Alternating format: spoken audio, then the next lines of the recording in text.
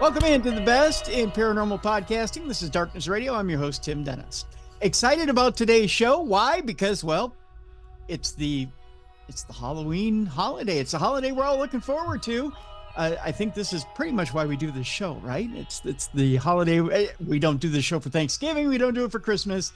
We certainly don't do it for my birthday. We do it for Halloween.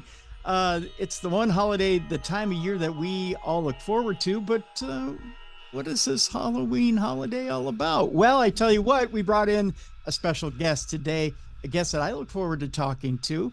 Christopher Jordan is the host of curiousrealm, which is a podcast that dives into intriguing topics related to science, technology, history, and culture. And I tell you what, this brother has it together. He's more knowledgeable than I could ever hope to be in this lifetime.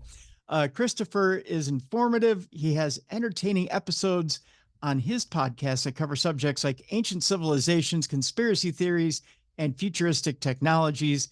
He features expert interviews and in-depth explorations. He's known for his engaging presentation style.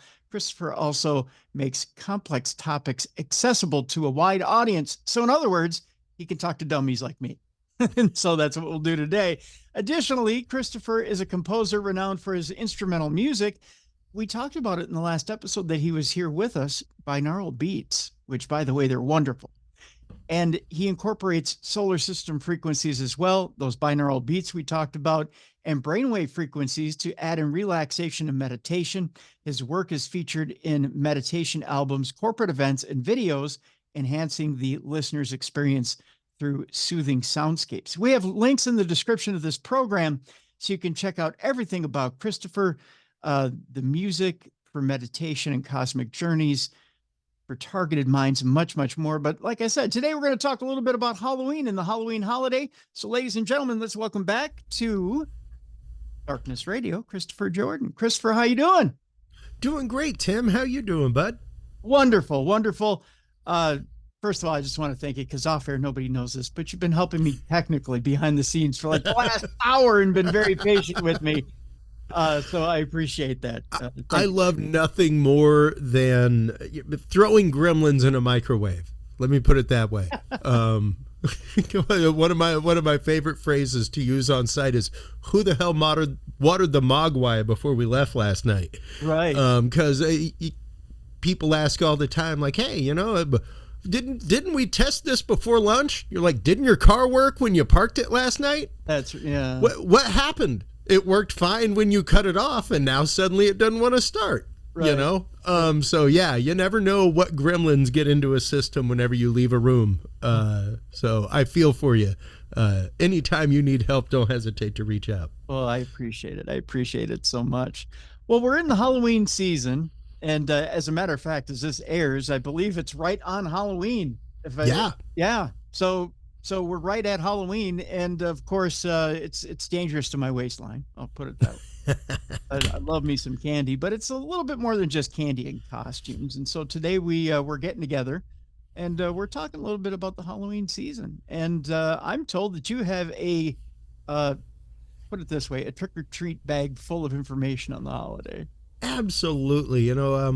For many years, I was actually my first year in college, I was a Catholic seminarian. Many years after, I was a youth minister and taught religion and spirituality to junior high and high schoolers. Halloween was always one of my favorite times to teach because there is a lot that people do not realize that crosses over between Christianity and what we would consider to be, I suppose, the occult or occulted knowledge, Tim.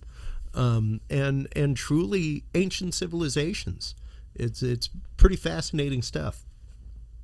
That it is. There's a lot of misconceptions, I think, about the holiday. I mean, well, you know what? I want to start about the night before first. Let's talk a little bit about Devil's Night. I want to know a little bit about Devil's Night and why Devil's Night is such a big deal, and then why it leads into Halloween. What is the deal with that? Well, I think that mainly came. There's, of course, the idea of when Halloween happens to begin with, and that is right in the midriff between autumnal equinox and winter solstice. two major events in the calendar. And if you're somebody who especially lives their life connected to the land, Tim, a time of year that is of definite notice. You know, it's that time of year that you're pulling things out of the ground because anything there is going to die. You know, you're doing final harvest of the year and preparing for that harsh winter time, which is even where we get that idea of evergreen trees and Christmas.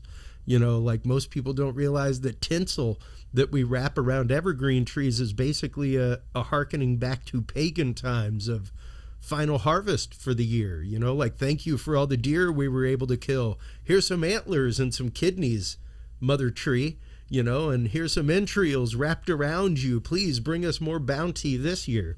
It was very much a prayer to Mother Earth to continue the bounty that you just had.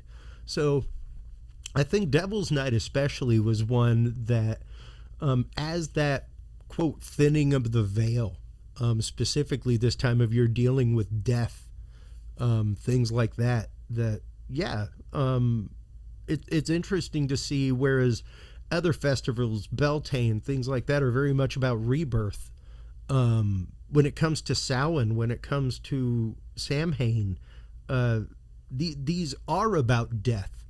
They are about that idea of what happens in eternity, you know? So the idea of Devil's Night precluding that, the idea of Devil's Night coming before that, the idea of, like, make yourself right, you know? Even Knights of Columbus, one of the symbols is the skull and crossbones, and the phrase is memento mori tempus fugit.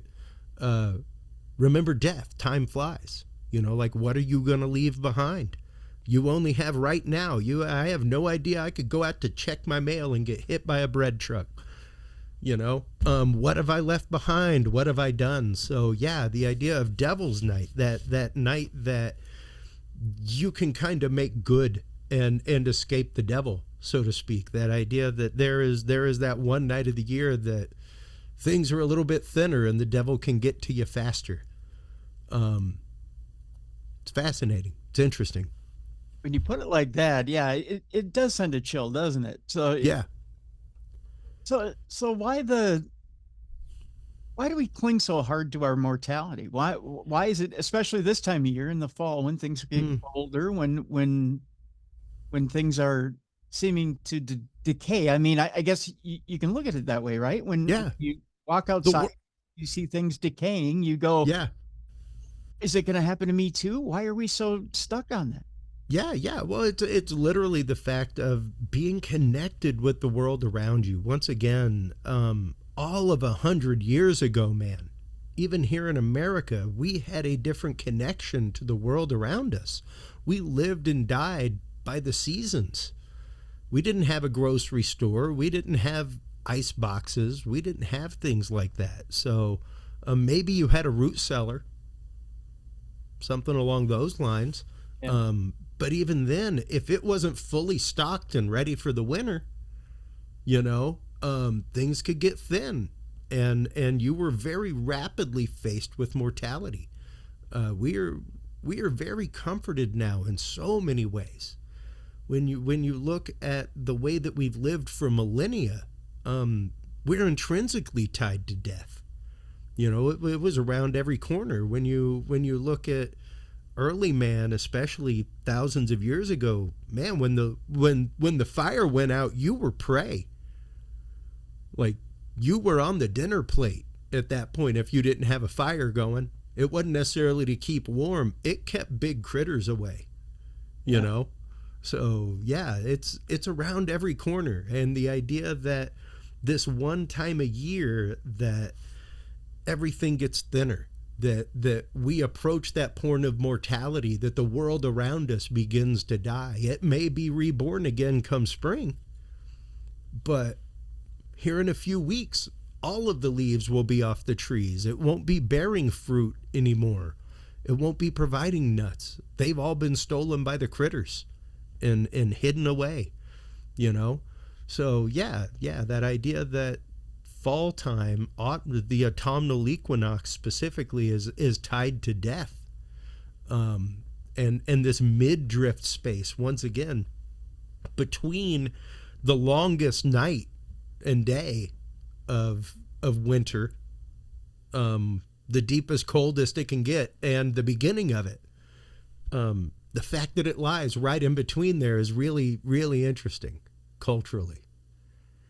It's funny you bring up critters. I think we maybe even talked about it last time. I have my little trained chipmunks in the front yard, and it's funny how when you watch them, when you're in tune with them, you get to know what weather patterns are coming through, and you get to know how bad the season is going to be, the upcoming season's going to be, based on how they store, if you're intuitive with them or in tune with them, how bad the upcoming season's going to be. So I sit and I watch their patterns and how they collecting food, right?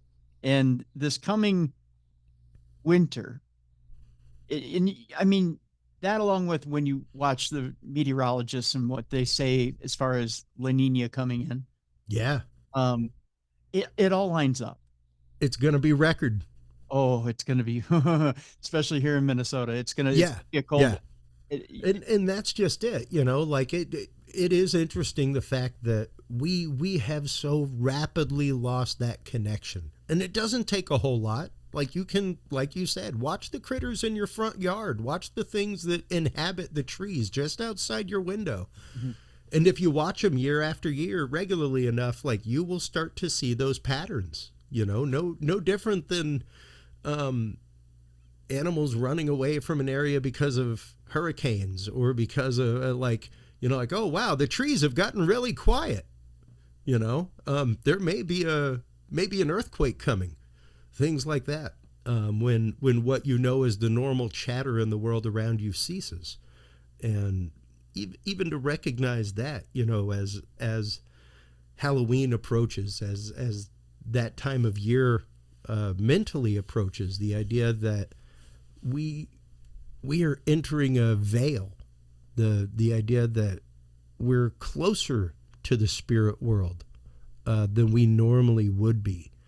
That a lot of that traces back to ancient civilizations, ancient cultures, and specifically when we're talking Halloween, most of that comes from Celtic culture. Most of what we have modern day adapted, and even what the Catholic Church has co-opted, because, well, nobody's more morbid than the Catholic Church. I challenge you to a morbid contest if that's the case. Hey, well, you're right about that. I mean, I was an altar boy. I'll we got bodies of saints kicking around with clothes still on them. All right. But in all sincerity, it is the fact of we co-opted a lot of that. November 1st, November 2nd being All Souls Day, or All Saints Day, then All Souls Day. That's right up against the same time that, once again, Samhain and Samhain happen. That happens on the 1st. The 31st is that crossover day. And when you start looking at some of the traditions from that day, putting offerings out for the people of the Fae, that's where a lot of the leaving treats out, things like that comes from. The people of the Fae, we have a different concept of fairies nowadays, Tim. Yeah. We have a very cleaned up, very curated concept of fairies. I mean, the first thing that anybody will think of typically is Tinkerbell, but the people of the Fae and the fairy folk are everything from elves and dwarves and brownies to fairies with wings to, even mermaids are people of the Fae. And the stories of them, even though they be mischievous, things like that, are typically stories of warning, stories of pretty big warning, and the idea that do not follow their music, You know, the same thing as the sirens with Odysseus. Like, don't follow the siren song to the island. It won't work out well for you. You know, children were warned, don't follow the fairy songs into the woods. We won't see you again. You know, don't take food from a fairy. If you do, you're part of their world now. And it's really interesting to see some of those actively echoed with cultures here in America when it comes to Sasquatch and that kind of stuff. The idea that these same stories of warning exist there as well, you know. So where does the and to kind of circle back a little bit, where does the Disneyification, if that's a word, I don't think it is, where does that come in? It is now. Why does it is now? I just made it. So how does Disney take a dangerous thing like the Fae folk and make it into Tinkerbell? Why do that? Well, granted, most of the stories that we have from Disney were actively co-opted from other people. Okay. So we have to remember that most of them are not original to Disney. The story of Peter Pan was a story written by an English person. They were the one that actively changed the fairy into Tinkerbell, things like that. I was just using that as the example of the idea of the people of the Fae being softened, okay, and you know, being made commonplace and something that you might want in your life, as opposed to the traditional stories where it's like, no, stay away from them. Don't mess with the fairies because they will mess back with you. Right. You know? And it's interesting to see that cultural difference and that cultural divide happen, because that came from Britain, and the London area is where the writer of Peter Pan came from. If they were Irish or of Celtic descent, or, you know, from Scotland, their story would have been totally different. True. You know, because the stories of warning were there and strongly there within the culture.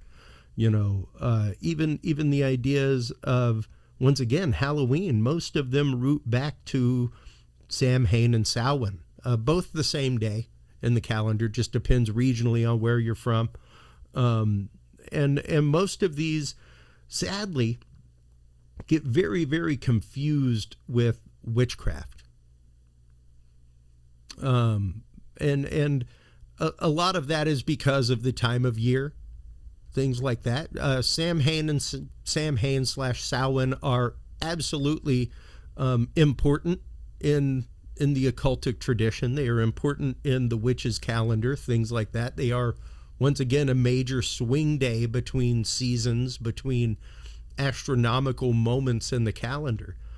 But when you look at it, these were things that were practiced by just about everybody, not just by witches, not just by warlocks, things like that. Like, average people went about mumming, as it was called, or guising, where you would wear a disguise to fool the people of the Fae, so that you could go about and do your mischief without the people of the Fae getting jealous or coming after you.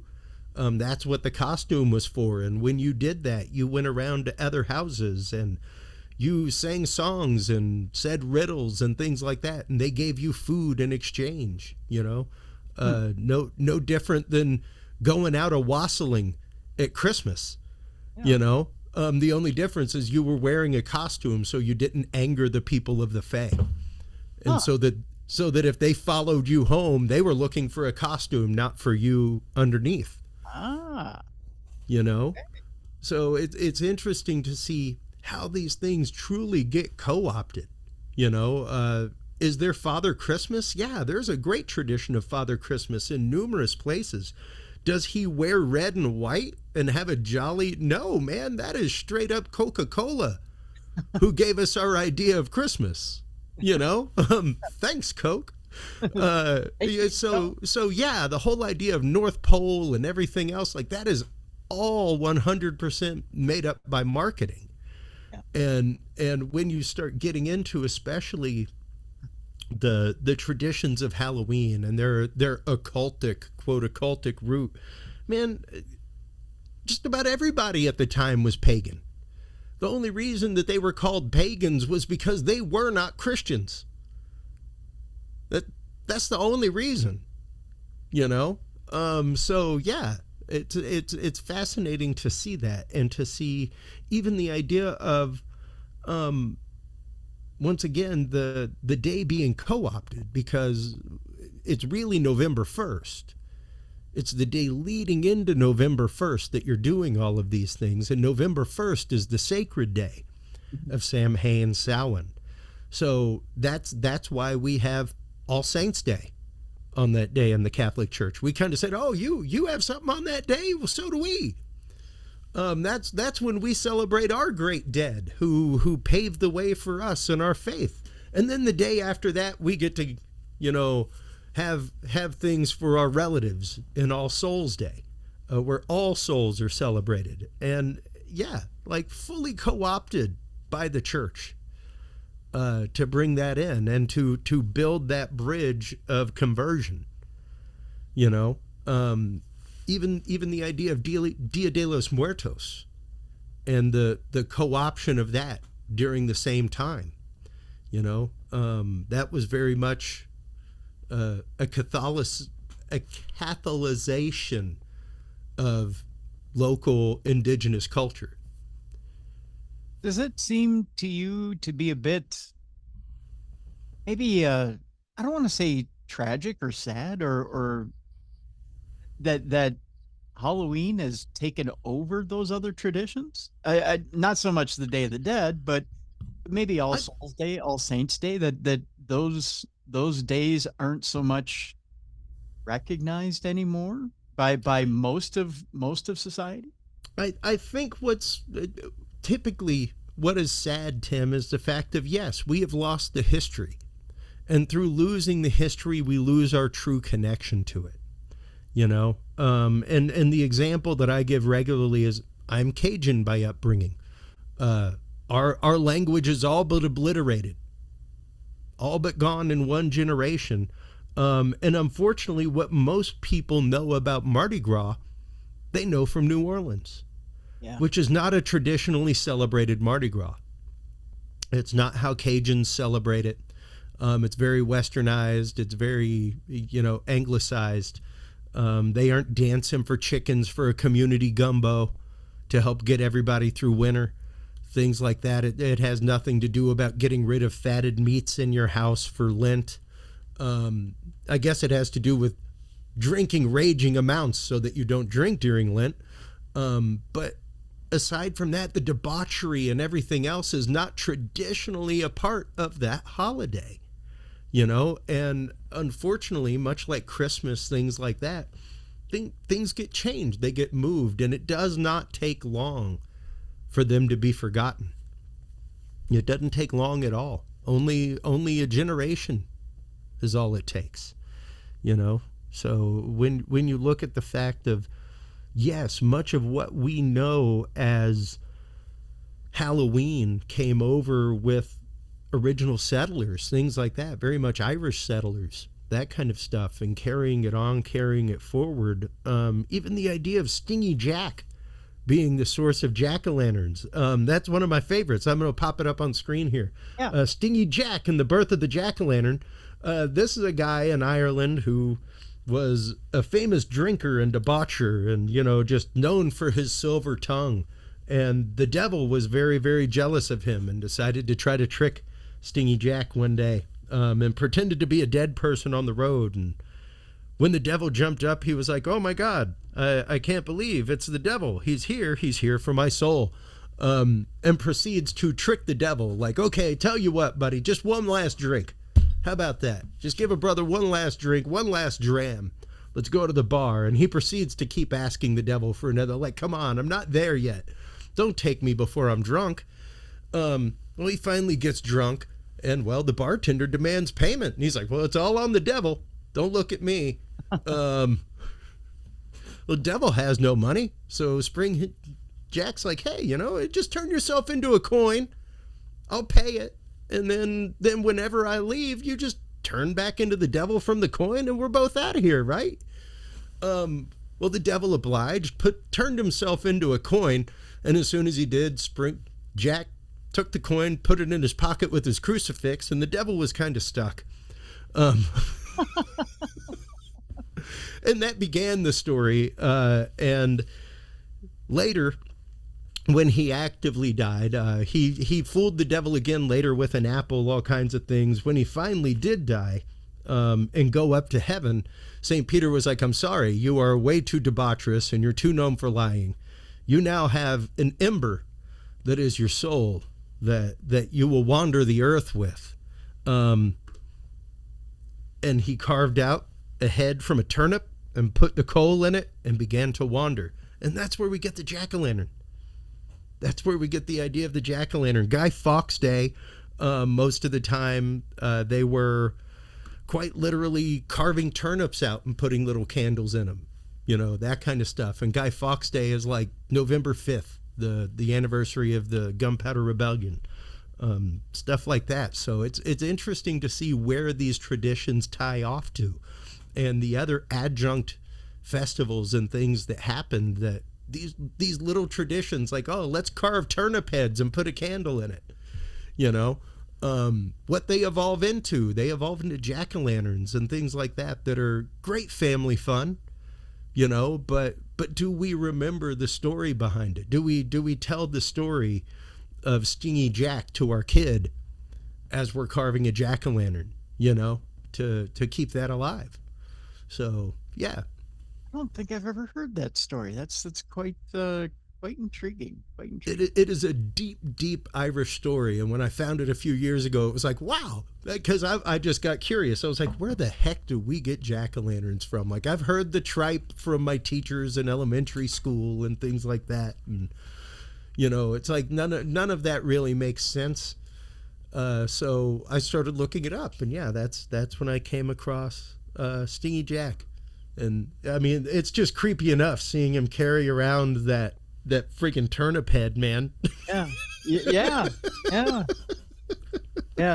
is. And to think that, you know, if you tried to carry a turnip head to somebody's door and then say trick or treat, yeah, probably look at you like you probably are missing some vitamins. Well, and think about the skill that it takes to carve a turnip. That thing's about the size of your fist and hard as a rock. Right. Yeah. It'd probably take you a few days to try and hollow out a turnip. Yeah. It's not like a pumpkin where half the work's done for you. Right. You know, like that is a solid root vegetable and very fibrous. So getting through it is a skill set. That's right. Yes, it is. Definitely. I tell you what, we're going to take our break right here. When we come back, we'll talk more about Halloween. We'll talk a little bit more about the history of Halloween. We'll also talk, I want to get a little bit into the Day of the Dead and some of the culture of the Day of the Dead and where that comes from. And we'll talk a little bit more about just a little bit about the culture of Halloween and what there is to expect about it. I want to talk a little bit about maybe some of our own history of Halloween, reminisce about Halloween and how it's changed. And maybe we'll get into that as well, because I think it's a little different from when we were kids. We could play the old man shaking our fist at the clouds a little bit here, Chris, as we talk about Halloween now as opposed to when we were younger. All about it. This is the Darkness Radio Halloween special. We hope that you're having a good Halloween as well, and you're enjoying your Halloween. And when we come back, more with Christopher Jordan. You can check out Christopher, by the way, and his Curious Research and Curious Realm podcast. We have a link in the description of our program to Curious Realm. And by the way, Christopher has not only you have your binaural beats and music out there, which we have a link to as well. The journal, we haven't mentioned the journal, and I want to mention that real quick. Research journal, which allows you to, if you're doing a paranormal investigation on Halloween, which by all means I do encourage you to do, for some of the adult trick-or-treaters out there who want something to do after you've been trick-or-treating tonight. The journal is available, I believe. We had a link to it last time. I want to put a link up to it as well. There it is, the Field Observation and Encounter Log. if you're watching on video by Curious Research. It's an excellent way to use scientific method to log your investigation, whether it's a UFO investigation, a paranormal investigation, whether it be a ghost investigation or a cryptid investigation. Christopher's found a way for you to, not just found a way, but logged out a way for you to do it from beginning to end. And it's absolutely wonderful. So that way you don't miss a step when you're doing a paranormal investigation. And we've got a link for you to pick up that field observation log as well. So wanted to mention that as well, Christopher, before we go to break. So when we come back, more about Halloween and the Halloween special here on the Best in Paranormal Podcasting. You're listening to Darkness Radio.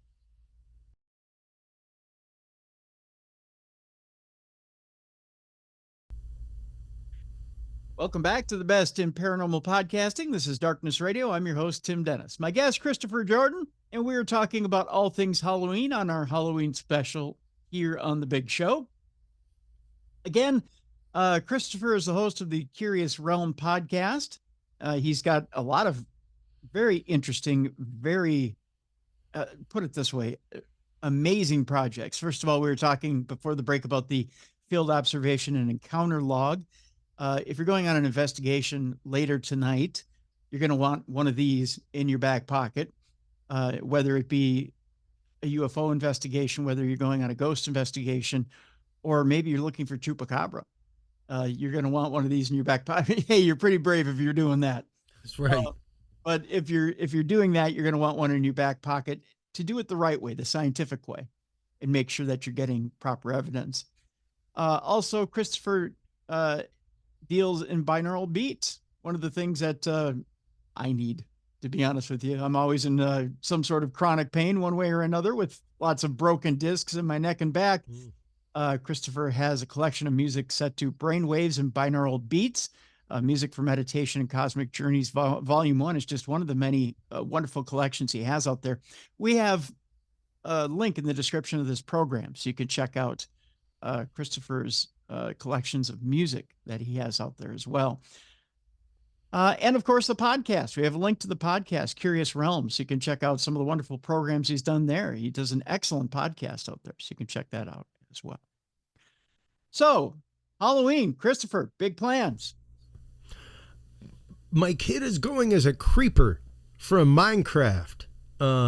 He's a big Minecrafter. You know, what's funny is he went as a creeper last year, and I was like, oh, you know, year older. He's into kind of some more creepy stuff this year. Yeah. You know, a little bit of goosebumps. Like he's 7. Little bit of, I don't know if you've had a chance to watch, just talking about old Halloweens. I don't know if you were a fan of the Scary Stories to Tell in the Dark book series. It was the one that was banned in a lot of elementary schools, a lot of junior highs, because of the, quote, very grotesque imagery in the sketches.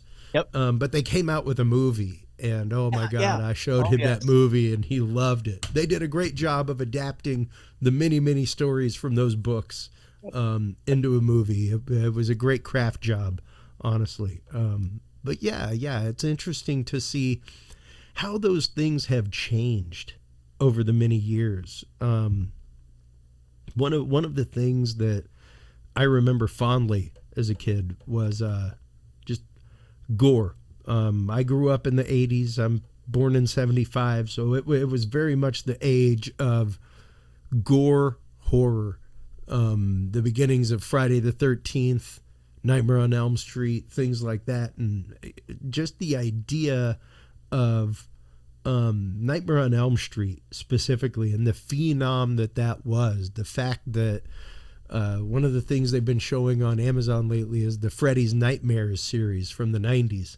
And my wife was like, my God, what is this? Like, the first episode was on where you actively see the parents like confront Freddy in a basement, threatening to burn him alive. Yep. Yeah. I'm laughing maniacally. It's a giddy thrill. But yeah, the idea that when the second one of those came out was when Wes Craven went on Oprah and came out and saw kids dressed up as Freddy. It was just like, what the hell have I wrought? What have I created? Like, parents were such raging fans that their kids watched it, but I guess never really clicked to them that, like, I'm dressing my 8-year-old up as a child molesting serial killer. Yeah. Yeah. You know? And that did a mind job on Wes. I think like it should. Yeah. And to the point that he even considered the fact that when he wrote the first Nightmare on Elm Street movie and the wave of takeover that it had societally, that he may have created an egregore, a tulpa, that actively embodied the Night Stalker killer that happened at the same time. Mm-hmm. And that was something that he himself actually considered. Like, did I create something that people got into so much that it created this other spirit that took over somebody? And that's an interesting concept, you know, and I guess that is where a lot of the Halloween fear, I suppose, comes from, Tim, is that idea of mass consciousness. Yeah. You know, that idea of what are we letting through that thinned veil if we all believe that there's a thinned veil, and dress up that way and do that. You know, is that the same as playing with a Ouija board? Or, you know? Well, you know, there's a little bit of a thrill, I think, you know, especially on Halloween. You bring up, you know, dressing up maybe as your favorite character, you know, your favorite, you know, horror film character. And, Yeah. you know, I might be just a couple of years older than you are, but I remember, you know, when those movies first came out, and the whole, this was, I'll tell you a quick story here. So Please. When laser discs first came out, right? I remember the big thrill of the Texas Chainsaw Massacre coming out on Laserdisc. Mm-hmm. And there was, you know, you always have one rich family on the block. Well, our rich family on the block happened to have one of the first Laserdisc players. Nice. And one of the Laserdiscs they got was the Texas Chainsaw Massacre. Okay. So, but we were told, you know, and somehow it got out amongst the parents in the neighborhood that they had it.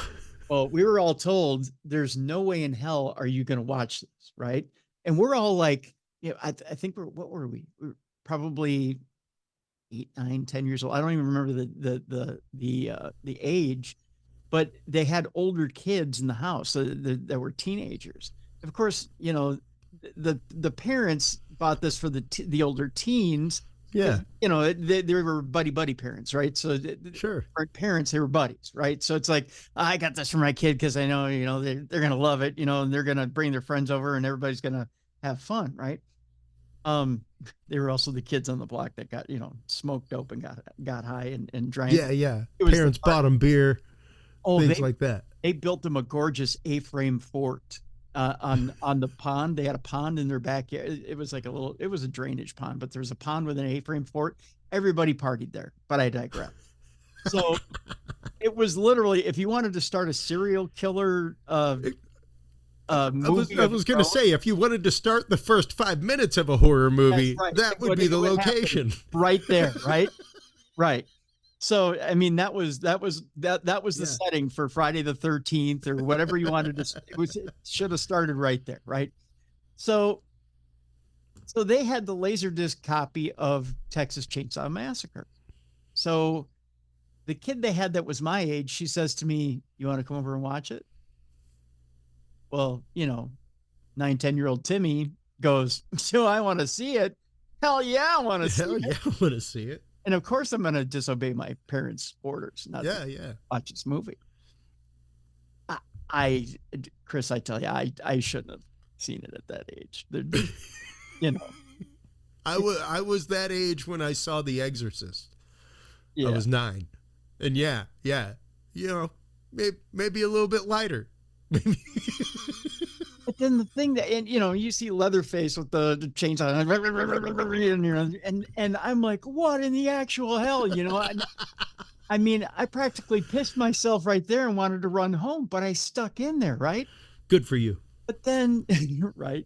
But then my nephew, his dad was showing him horror movies when he was 3, 4, 5 years old. And I'm like, my God. And he hung in there and he loved him. He would laugh at him. Oh, yeah. No, my son definitely, I guess it was about a year ago when he saw The Mummy, Brendan Fraser's The Mummy.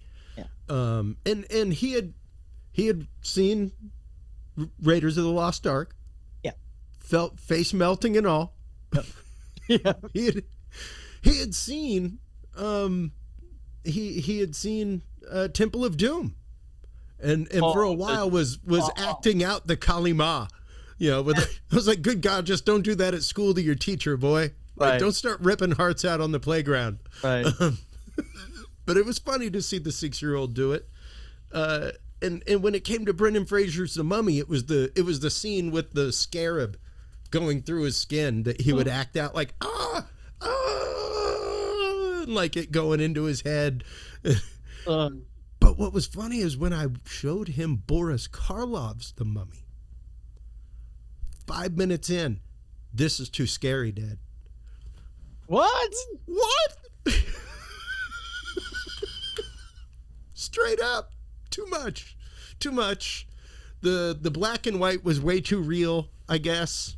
I don't know what it was about it. And like, he fully understands what acting is. He understands that those are actors playing a part, that none of that is real. But there was something about the black and white that just made it so much more visceral for him, where it was like, whoa. And it was the same thing with Nosferatu. Yeah, I was going to say, where the black and white was just, it was too visceral. It was way too real, have you seen the trailer for the new one? Yeah. Oh, I can't wait. I just got goosebumps. Yeah, it looks really good. Now, are you gonna let the kids see the new one? If he wants to watch it, yeah. Granted, I'll probably watch it first. Yeah. He's definitely seen a couple things that are PG-13, along the way. But nothing that is horribly gore or anything like that. Nothing that is traumatic to somebody. It just happens to be rated PG-13 because of a couple of curse words or something like that. A couple of adult situations. But, even like my son's seen Airplane. And my friends are like, oh, you let him watch the boob scene? I'm like, what? I'm not going to let him see a breast? It's a breast. Like, we could go to the beach and brush across a breast in public, dude. Very true.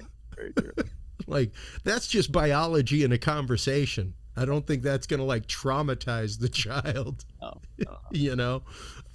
But yeah, when you start looking at that, when you start looking at the way that our culture has evolved, when you start looking at the way that our culture treats these topics, even things like vampirism, that is a modern lifestyle movement now, to the point that people get affective surgery to have fangs.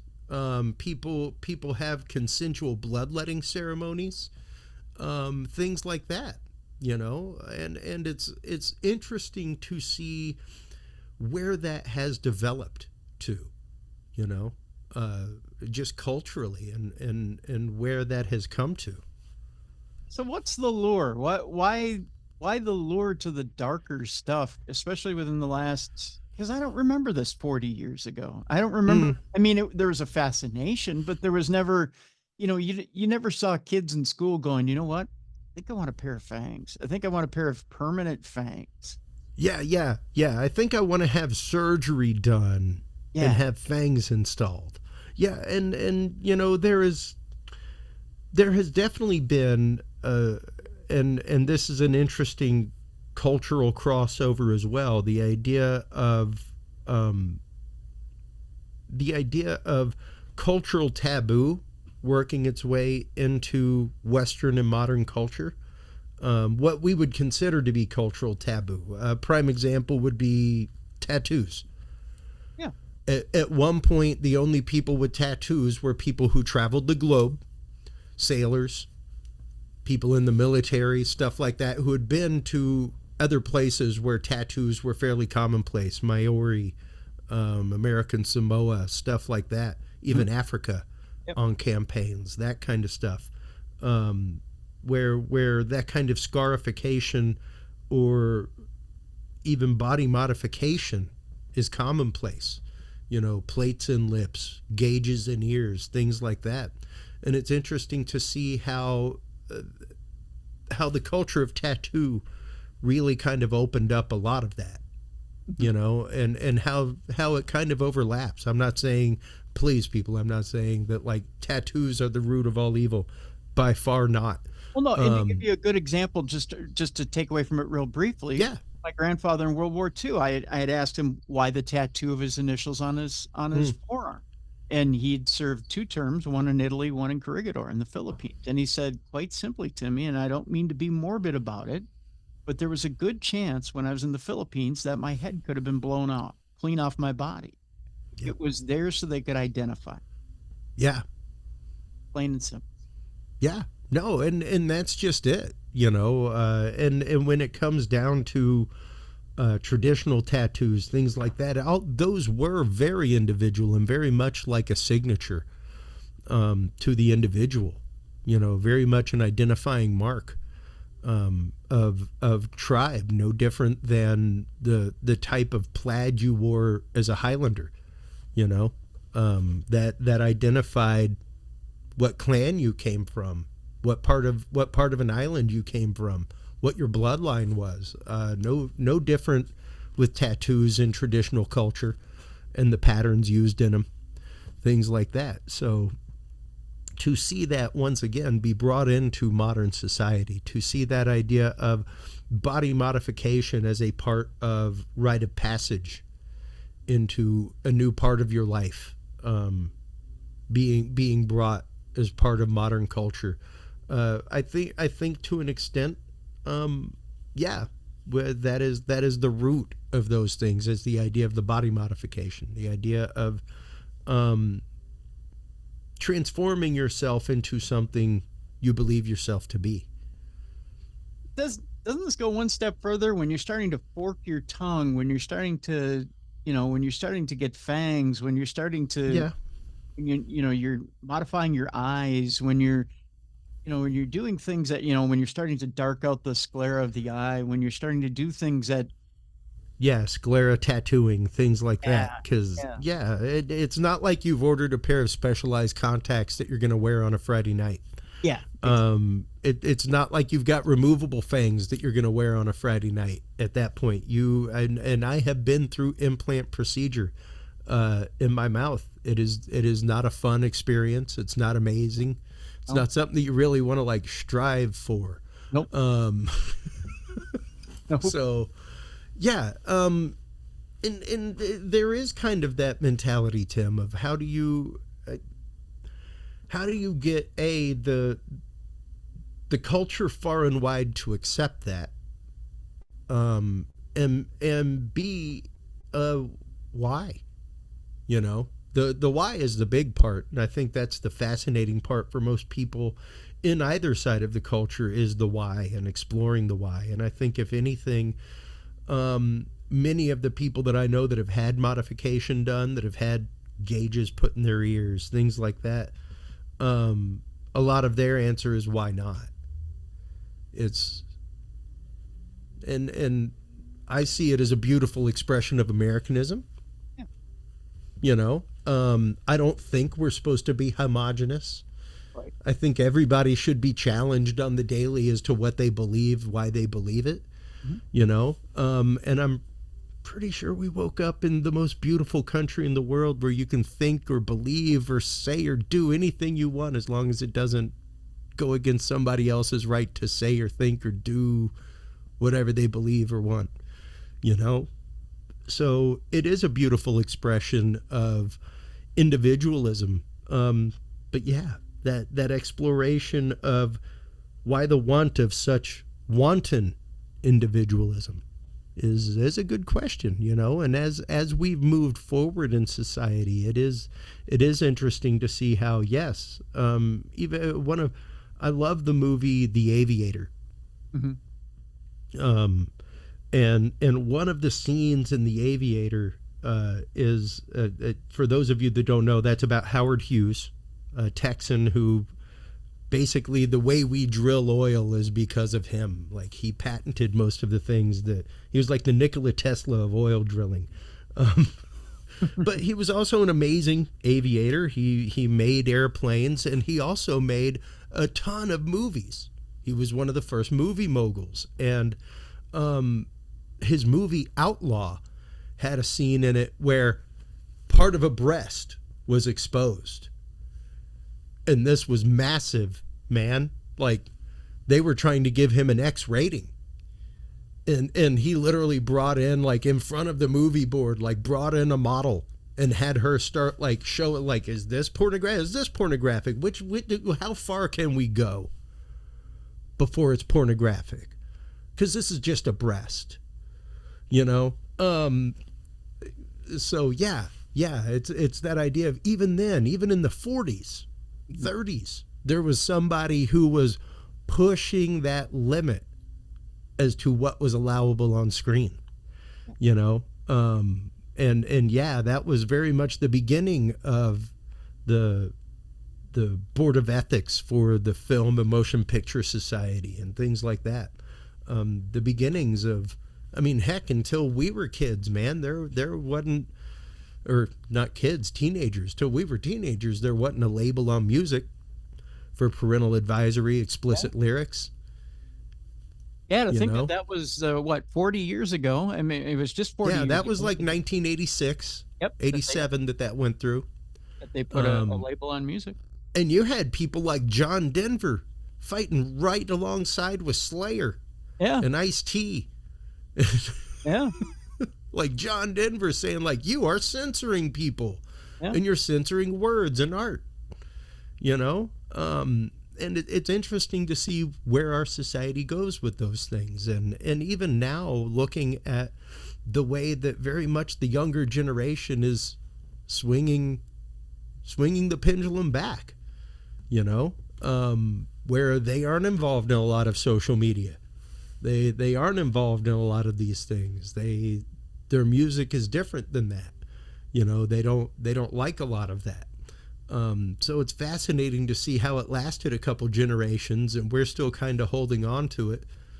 But yeah, movies have changed because of it. What's allowable in movies has changed because of it. Even what's allowable on the screen in a horror movie has changed because of it. You know? Yeah. Let's bring it around again to horror movies again, because you know, it's funny, we talk about running out of ideas. You know, for the longest time it was, Hollywood doesn't have any new ideas, and then you see a new slate of I don't want to say horror icons, because I feel like maybe there's only been maybe one or two that have come along. You've got the main character from Saw, the main character from Scream. But you have had new franchises, the Insidious franchise that's come out. You have had some new franchises that have come out and held their own. And you have creators like Jason Blum from the Blumhouse movie company that have come out and said, you know, the Conjuring series has come out. Yeah. They've found ways to kind of reinvigorate the horror franchises to make them newer and fresher. They didn't have to keep dragging out, although they've tried to bring out Freddy and Jason and tried to keep them, you know, everything old is new again, right? And they even tried trying to keep them relevant. Yeah, and they even tried to bring back, you know, the old monsters and reinvigorate them, much to their chagrin. Although they're going to do it again now with the new Wolfman movie. Yeah. Have you seen that trailer? Yes. Yeah, Benicio del Toro. Yeah. What do you think of that? I think it'll be interesting. I think it'll be much better than the Jack Nicholson Wolf. that was done many years ago, and much better than, oh God, which one was it? I want to say it may have been Wolf Man that was done with, my God, Hannibal Lecter. Oh, Anthony Hopkins. Anthony Hopkins, yeah, that was done a few years ago. But this one is one that I've been waiting for, because it's supposed to be very much more akin to like Bram Stoker's Dracula. Yes. Along those lines, which I think was a fantastic take on a beautiful classic horror tale, you know, and even looking at looking at the history of horror and where it came from. It was very much the beginnings of science fiction, that kind of stuff. Like, really, one of the first science fiction stories is Frankenstein. So even to see that crossover of genre, you know, even one of the first science fiction writers was Edgar Allan Poe, you know. So yeah, to see that rebirth of macabre come back, even the idea of zombies. When you look at a lot of the original stuff like Zombie by Lucio Fulci, that kind of stuff. Not a brain hungry, fast moving zombie like in 28 Days Later. Like, these zombies walked underwater. They were much more of a supernatural force brought about by supernatural forces, things like that. So even to see the change in dialogue of what a zombie is, and what defines a zombie, you know, is interesting. And a lot of that change even occurred between Night of the Living Dead and Return of the Living Dead. You know, in Night of the Living Dead, they were hungry for flesh and things like that. In Return of the Living Dead, it was straight up brains. It became brains from that point on. Kind of like if you look at the first few, we did not have a supernatural Jason until Friday the 13th Part 5, when he gets struck by lightning and comes back. Interestingly enough, I was given the contact for the original screenwriter for Friday the 13th. I think I'm going to have him on the program. Cool. Because he's in the process of wanting to sue the studio. And he never wanted another Friday the 13th to be made. If you remember, it was the mother who was the killer in the original Friday the 13th. Yep. The second one was like a Scooby-Doo reveal of the old man. Right. And he never wanted it to go beyond that. Yeah. So, and he was absolutely pissed that it went beyond mother. Yeah. So I'm thinking I want to get him on the program and talk to him about you know, what he would have, if he would have done a sequel, where would he have taken it, or what was his idea? And because you think of what an iconic franchise the Friday the 13th franchise has become. Yep. And the idea that they did take the son and make him this iconic killer. Yeah. You know. Yeah. Precisely. And that was another one that crossed a lot of lines whenever it came out. Rapidly became known for its gore, and was one of those that, like, you kind of had to top the gore each time you did it. Right. So yeah, it was definitely a definer when it came to not only how horror movies were approached, but also how they were handled by the media, and how they became much more part of popular culture than a sideline in theater. Well, there was a perfect storm there. You had, in that time of the 80s, you had satanic panic going on, you had serial stuff going on, and at the same time you also had these horror movies that combined everything and brought you Michael Myers, Jason Voorhees. Yeah. And well, even the idea of Michael Myers, though. Halloween was supposed to be like a serial. It was supposed to be a different story each movie, which is why Halloween 3 exists without Michael Myers. Right.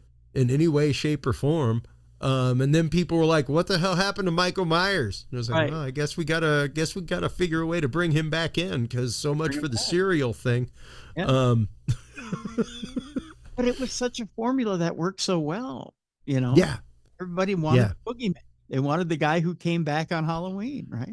yeah, yeah, precisely. And it's interesting because it is very much the almost a modern take on the classic gangster genre. When you think about it, the idea of like you are not, you're voting for the antagonist. Like you're rooting for the antagonist in these movies, in this series of movies. You aren't rooting for the person to necessarily get out of the camp or to wake up from the nightmare. Like you're rooting for them to go into the nightmare and to see what Freddy does to them. You know? So it's interesting, that twist, kind of like the idea of you aren't rooting for the cops or the good guy, you're rooting for Scarface. You know? What does that say about us, though? Yeah. That we want to see him go through the meat grinder. And I mean, I know we're sitting at a safe distance and we know it's not quote unquote real, right? But what does Sure. that say about our psyche? And what does it say about our consciousness and conscious that it's okay if we want to see a little blood and gore every once in a while? Yeah. Yeah. And, that we do want to root for the bad guy. That sometimes we do hope that the bad guy wins. You know, it's really interesting to explore that part of human psyche, because it is something that we have to question. You know, we all. I'm pretty sure that we all, in our heart of hearts, Tim, want nothing but the best for humanity. Yeah. But good golly, you know, what good is Superman if there's no threat? True. You know, and even looking at the idea of Robert Downey Jr. coming back to play Doom, coming back to play this bad character. You know, the exploration of that, and the exploration of what I'm sure is going to be like, well, I tried giving you Iron Man, I tried giving you Ultron. If this is what it takes, fine. You know, and that alternate reality of things. But yeah, for some reason we get on the side of the bad guy, you know, and there is a realm, typically it's not the supernatural ones, you know, like nobody's rooting for the devil in The Exorcist. True. I think, but I think we justify it as, well, bad guy's not necessarily bad. He's just a little askew. He's just, he's just the guy who's a little misguided. He's just the misunderstood one. Yeah. You know, I mean, 85% of Hannibal Lecter's all right. It's the face eating that gets you. You know, not saying he wouldn't be a great therapist. If he wouldn't have cut off Ray Liotta's head and took his brain, he would have been all right. Yeah. You know, there were some good things there. So yeah, I think it does give us that examination and pause on ourselves. It does give us that examination and pause on society. It gives us that. I think it gives us that ready and wanton release, Tim. You know, no different than a moment in a movie where the main character imagines the person they're in a fight with getting hit by a truck, and then they come to and they're still in the fight. You know, just that moment of absolute humanity is kind of what it exposes, and really is what gives us that moment to pause and reconsider ourselves as part of that humanity. You know, are we really on the side of Freddy, or are we just releasing something inside of us that's like, man, you know, the horrible things happen, and sometimes they kind of have to. Yeah, getting it out of our system. Yeah. I hope that's what it is. I think it is for most people. Just getting it out of your system, you know, the daily grind and wishing you could, but knowing you wouldn't. Well, and it's as we've learned in so many different ways societally through sociology and psychology, it's the repression of such thought, not the expression of it. It's the repression of it that gets you into trouble. The expression of it leads to art, leads to comic books, leads to movies, leads to all kinds of things. Because once again, if you aren't willing to explore the conversation, are you going to grow? You know? Yeah. So you've got to be willing to have a hard conversation. You have to be willing to have a conversation in cinema or film of, do we explore this darker side of humanity? You know? And when we do, how do we do it? True. Very true. Well, the expression is going to be the fun part of tonight. I know tonight, my favorite part is seeing the kids come to the door. Yeah, same. Yeah. And the different costumes. And I don't know about you, Chris, but I always have the theory that no kid is too old to come to my door and get candy. That's right. I don't care how old you are. Yep. So even if you're college age, I don't care. Go out and have fun. I'd much rather see you going out and have fun picking up candy on a trick-or-treat trail than going out and partying and drinking and driving or doing some kind of crazy stuff. That's right. And even if you're an adult with your kid and you want a cup of coffee or a bit of cocoa or whatever, I got that for you too. So. That's right. That's right. There is one house in the neighborhood that gives away Jell-O shots for their parents. Oh, wow. It's a classy place. It is a classy place. So it's oddly a first and last stop. I bet it is. Yeah. I bet you don't want to take the kids too many more places after that. Probably want to call it a night. Yeah. But yeah, it's always fun to see the parents and say, hey, that's right. Always fun to see the kids too and see how they're dressed up and having a good time. So that's just it. When it comes down to it, like, yes, there are tons of, and you could say, I will use the term occult in its proper term. There are tons of occulted histories behind Halloween. Occulted in the truest sense that these have been hidden from you. They have been removed. And unfortunately, there are a lot of misunderstandings in their place. So go out, look them up, understand the real reason behind Samhain and bonfires for cleansing the world of evil spirits and cleansing your life of bad things. You know, go out and explore these things. Look into them. Don't just. I'm not saying your pastor doesn't have some wisdom, but make sure you read the addendums. Make sure you look in the footnotes. Make sure you explore things outside of the bounds and doors of that location as well, because that's what makes us well-rounded. That's what makes us ready to have a conversation, Tim. Yeah, absolutely. Good advice, Chris. Great advice. So before we leave Chris today, let's remind you, he has that book out there, the Field Observation and Encounter Log. So after you're done trick-or-treating tonight, if you want to go on an investigation and do it the scientific way, you can do so by using Chris's Field Observation and Encounter Log. There it is if you're watching the video right now. At the heart of good research is a good data set, as Chris lets you know. Take it with you if you're doing a ghost investigation, a UFO investigation, or if you're chasing chupacabra with your trick-or-treat bag into an open field. By God, chupacabra is getting your bag of candy, by the way. That's what's going to happen there. Also, if you are in pain or in need of just changing your brain waves, Chris also has music for meditation and Cosmic Journeys Volume 1, and also has music for targeted minds, and much, much more. We'll have links in the description of this program so that you can check out that music as well. He's if you're looking at the video, he's got the is it the Curious Research store? There it is. He's circling it on the video there. Music for Meditatic and Cosmic Journey there. You've got much, much more there on the screen. There it is. Music for Meditation and Cosmic Journeys Volume 1. Also, Chris has a wonderful podcast out there that you're going to want to check out. It's called Curious Realm. The podcast dives into intriguing topics as far as science, technology, history, and culture. Check it out. We'll have a link in the description for that podcast as well. Chris, I want to thank you so much for being with us today. Thank you as always for having me on, Tim. Always a great conversation. Always great talking with you. Absolutely. I had a wonderful time with you today, my friend. We'll do it again sometime very, very soon. Look forward to it. All right. Folks, I want to thank you so much for being with us on the Halloween show. I want to wish you a very happy Halloween. Be safe tonight.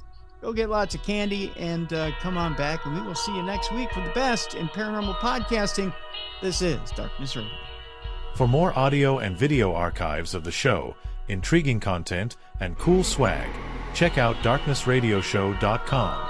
Thank you for watching. And remember to save me a Snickers bar out of your trick or treat bag tonight. You know what they say. Snickers. Everyone wants to put their hands on your nuts. Happy Halloween, everybody.